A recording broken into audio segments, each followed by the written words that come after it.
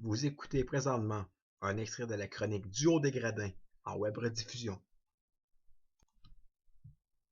Pour plus de chroniques Duo des Gradins, de communiqués, portraits, comptes rendus, ainsi que pour tout savoir sur vos joueurs de la Ligue d'hockey Midget 3A, Ligue d'hockey junior majeur et de la Ligue nationale favori, visitez sans tarder le blog de Simon Bédard au simonbédard.ca.cx ainsi qu'au facebook.com/Duo des Gradins.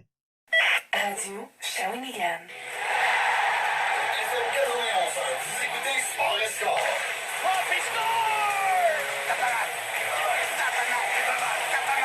The Stanley Cup for Los Angeles. The Kings are the Kings. Master, oh my God. Voici Jean Deschênes et Marc-Antoine Perrault.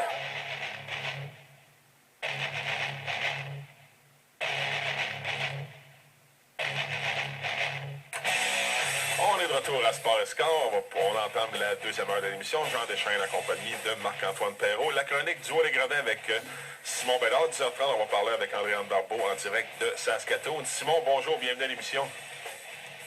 Oui, bonjour Simon. Oui, bonjour. Simon, avant d'entamer la chronique Duo les Gradins, on avait un petit débat avant d'entamer la chronique. Soccer ou baseball? Écoute, j'aurais tendance à dire baseball pour la seule et unique raison que j'ai joué pendant un an lorsque j'étais plus jeune. Oui.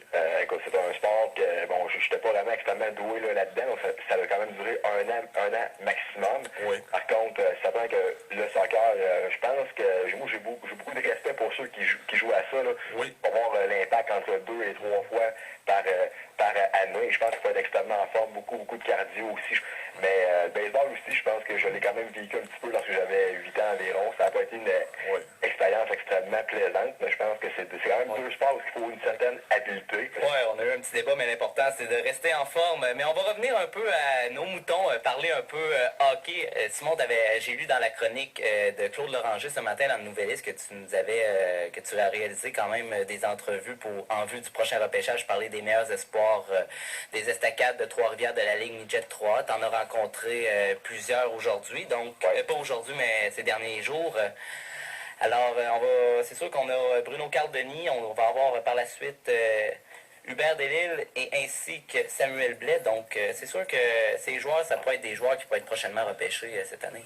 Ouais, écoute, c'est pas une très grande cuvée cette saison. J'en ai rien aux joueurs qui sont là, mais on sait que l'année passée, on avait plusieurs joueurs parmi les 5-6 premières rondes. Cette année, on a seulement 2 joueurs qui sont classés en troisième ronde, et c'est les joueurs qu'on va vous faire entendre la semaine prochaine. Là. Donc, Samuel Billet et Samuel Montembeau. Pour le reste, on va tout entre la ronde 9 et 12. Mais on parle de joueurs qui risquent de se faire appeler quand même. Là. Ce sont quand même des excellents joueurs.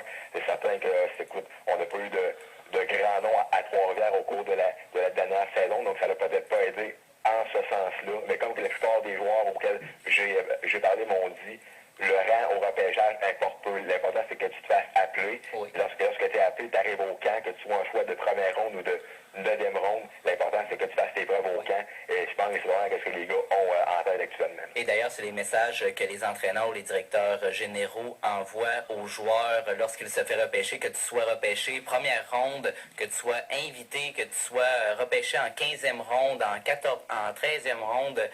Peu importe, l'important, c'est que, regarde, c'est que tu travailles pour ton poste au camp d'entraînement, parce que de toute manière, ça se joue au camp d'entraînement. Tu as raison là-dessus. Exactement. Tandis que d'autres qui ont été des choix tardifs, là, on parle des choix de 7e, 8e, ainsi de suite, qui sont maintenant capables de faire leur marque au hockey. Donc je pense que les jeunes ont ça en tête. Les jeunes, les autres, qu'est-ce qu'ils veulent, c'est avoir une chance de se faire voir au camp. Et si ça marche ensuite, tant mieux. Sinon, on passe au plan B aussi. Donc on sait que c'est quand même une chose de se faire sélectionner par un club junior. Maintenant, à 15 ans, 16 ans, 17 ans, c'est une autre chose de faire le même club et d'avoir un rôle précis. Donc, je pense qu'ils prennent ça un jour à la fois, et on verra bien qu'est-ce qui va se passer lors du repêchage qui aura lieu le 8 juin prochain à Chicoutimi. Voilà. Alors, on va avoir la chance d'écouter les entrevues que tu as réalisées avec les joueurs. Tout d'abord, on peut y aller avec Bruno Cardoni. Oui, la position numéro 5. Numéro 5, excellent. On y va. Il faudrait bien faire un top 5. Comme dans les stations de radio top 40.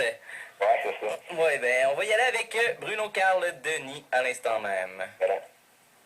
Alors, pour cette première partie de la capsule En route à la capitale du Bleuet, j'ai eu la chance de discuter avec le défenseur Bruno Carl Denis, défenseur qui, à mes yeux, représente le 5e meilleur espoir des SAG de Trois-Rivières Midget 3 en vue de la séance de sélection de la LHJMQ qui aura lieu le 8 juin prochain du côté de Chicoutimi. Alors, pour commencer, écoutons Bruno Carl Denis et son entraîneur-chef Frédéric Lavoie qui nous trace un bilan complet de la saison 2012-2013 du 81 sur le plan personnel. On les écoute. Dans le fond, cette année, ça a moins bien commencé l'année. J'ai réussi à mieux m'adapter, mais je pense qu'au fait, j'ai steppé up comme toute l'équipe en fait. Là. Après les fêtes, on n'était plus vraiment la même équipe. Ça a beaucoup mieux été pour moi et pour toute l'équipe. Puis je pense que, mettons, juste en série, je suis au genre autant de points qu'en saison. Fait que c'est là qu'on voit que je me suis juste amélioré puis je me faisais plus confiance en fait. Là. Bruno Carl, c'est un gars qui jouait à Espoir l'année passée. Cette année, comme la plupart des gars Espoir, le calibre de jeu augmente, les gars sont plus gros, sont plus forts. Fait qu'il y a eu une adaptation à faire pour vraiment bien se servir de ces habilités-là. Puis je pense que plus qu'un avancé, plus qu'il était efficace. Puis il était parmi les bons défenseurs dans la ligue, là, dans le playoff, puis à Coupe Dodge. On écoute maintenant Bruno Carl Denis qui nous parle de son style de jeu personnel, style de jeu qui s'apparente drôlement à celui de Mark Stahl, défenseur des Rangers de New York. Ben, NHL, je me mettrais un peu comme Mark Stahl. Je pense que je suis capable de jouer dans les deux sens de la patinoire. Je suis bon défensivement. Je bloque des shots. J'ai pas peur de jeter vers la rondelle. Là, je pense que je suis un guerrier, on pourrait dire. Puis en plus, je peux ramener un peu mon jeu offensif à l'équipe. Puis c'est pas mal ça. Là. Et dans son style de jeu, des similitudes avec Jonathan Deschamps qui a passé il n'y a pas si longtemps. C'est des gars qui ont énormément d'habileté sur glace. Puis il peut avoir le même genre de mission défensive junior avec un brin d'offensive. Ben, je suis rapide, surtout pour un défenseur. Là. Les défenseurs, souvent, c'est plus lent. Moi, je pense que je suis assez rapide pour un défenseur. J'ai un bon lancer frappé. Je suis capable de bien faire ça, dans le fond, en avantage numérique, mais aussi en désavantage numérique. Je pense que je suis capable de bloquer des shots. Puis, comme j'ai dit auparavant, là, c'est des affaires de même qui vont faire que je vais peut-être réussir à percer, pour plus dire. Bruno Carl, c'est un athlète, de 1. 2, c'est un lancer foudroyant. C'est vraiment impressionnant. Puis c'est un gars, c'est un clutch. Quand ça compte, il joue bien. Bon, mais dans le fond, ce serait surtout ma prise de décision. Je pense que n'importe qui veut améliorer sa prise de décision. C'est des fractions de secondes qui sont plus rapides, plus tu avances dans le hockey. Puis c'est des affaires que j'aimerais améliorer.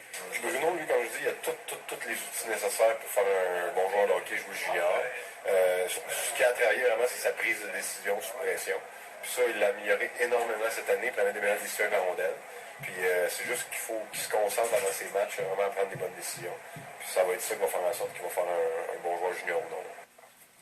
Finalement, on écoute Bruno Carl Denis et Frédéric Lavoie, eux qui se disent convaincus que le numéro 81 pourrait très bien faire le saut au niveau Jean-Major dès l'an prochain, et ce même si le centre de soutien au recrutement du Cercle Courteau la répertorié entre la 9e et la 12e ronde. On les écoute en conclusion. Ouais, dans le fond, pour moi, c'est juste une liste. Si j'aurais été plus haut, j'aurais été plus content, mais tu sais, c'est pas des affaires qui me tracassent. Ouais. Je le prends comme ça, puis tant mieux si de où ce que je suis, puis c'est le même que je le prends. Ben moi, en tout cas physiquement, puis au niveau des habiletés, patin, passe, lancer, il est prêt à jouer junior majeur, il n'y a aucun doute. Ça va être sa prise de décision qui va faire en sorte de voir s'il va être efficace ou non. Défensivement, il est très bon, il se positionne bien, il garde le jeu contre des bons joueurs des autres équipes. Donc moi je pense qu'il va être serré, il va avoir une chance de jouer junior majeur l'année prochaine. Ben, moi, j'aimerais ça jouer tout de suite. Je pense que n'importe qui aimerait ça jouer tout de suite. Je vais faire les efforts en conséquence cet été, je vais m'entraîner fort, puis je vais essayer d'arriver le plus près possible si je suis à un camp. Alors voilà qui met un thème à cette première édition de la capsule En route vers la capitale du Bleuet, qui mettait en vedette le défenseur Bruno Carl Denis. Donc merci beaucoup à Bruno Carl Denis justement et à Frédéric Lavoie pour le temps consacré à cette capsule. On se donne rendez-vous pour une prochaine édition de la chronique En route vers la capitale du Bleuet, qui cette fois portera sur le numéro 91 Hubert Desvilles. À la prochaine. Oui, en effet, pour Bruno Carl Denis, on lui souhaite la meilleure des chances de se faire repêcher prochainement. Un petit mot très rapidement sur Jean-Philippe Glaude, que les gens dans la région de la Mauricie connaissent bien, puisqu'il est impliqué dans le Bantam 3, qui a été justement, qui a eu une belle promotion en devenant dépisteur à temps partiel pour justement pour les prédateurs de Nashville au Québec. Oui, effectivement. Donc, c'est un gars que j'ai connu beaucoup là, en 2007-2008 lorsqu'il jouait pour le Caron Équipe dans la Ligue nord-américaine de hockey. Et j'ai quand même gardé un très bon contact avec lui depuis. Là. Donc, extrêmement content. Je ne m'attendais pas à ça. J'ai été un petit peu surpris parce que je pensais pas qu'il était pour faire le saut si vite que ça. Là. Mais ça reste que c'est une excellente nouvelle pour lui, qui est un vrai passionné de hockey, de sport. Et je pense que c'est vraiment mérité là, à 300%. Un très grand ami justement de Frédéric Lavoie, entraîneur-chef au niveau midget 3. Et puis on va y aller avec Hubert Delisle, un joueur que je connais bien puisqu'il vient justement de ma région natale qui est l'ouest du comté de Portneuf. Dans le cas d'Hubert Delisle qui a été quand même une très belle révélation pour les Estacades cette année. Oui, position numéro 4, donc c'était sa deuxième année à Trois-Rivières, elle avait joué à 15 ans, là, avec un rôle un peu plus effacé l'année passée à Trois-Rivières, les gars. Donc on écoute le numéro 4.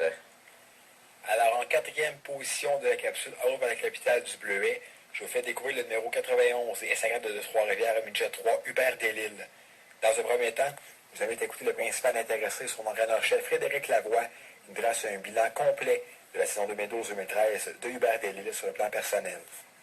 Je dirais que ma saison a très bien été à partir de Noël. C'est sûr qu'avant Noël, j'ai eu des hauts et des bas.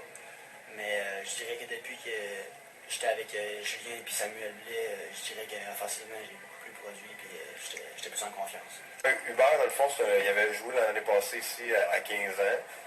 C'est sûr qu'à 15 ans, des fois, il y a des rôles un petit peu moins importants qu'ils peuvent l'avoir à 16 ans. Fait que, mais il est parti de la saison, c'est un petit gars énergique avec un bon coup de patin. Très rassembleur, donc un leader que tu veux là, comme coach parce qu'il est très positif dans le champ. Puis il a connu une saison là, en progression lui aussi. Début de saison plus lent au niveau de l'offensive, mais défensivement, il faisait ce qu'il avait à faire. Puis après Noël, il a vraiment débloqué, puis il a fini premier pointeur de notre équipe. Ouais, comme tu dis, j'ai gagné de la confiance. C'est aussi les coachs m'ont donné de la confiance sur la glace, puis hors glace. Défensivement, j'ai eu un rôle important, puis offensivement aussi. Puis c'est ça, j'ai eu de la confiance, puis c'est ça qui m'a aidé à être un meilleur joueur. Ouais, c'est ça. Ben, dans le fond, c'est plus la confiance, mettons, avec la rondelle, prendre des décisions plus vite, mettons, prendre des lancers au filet.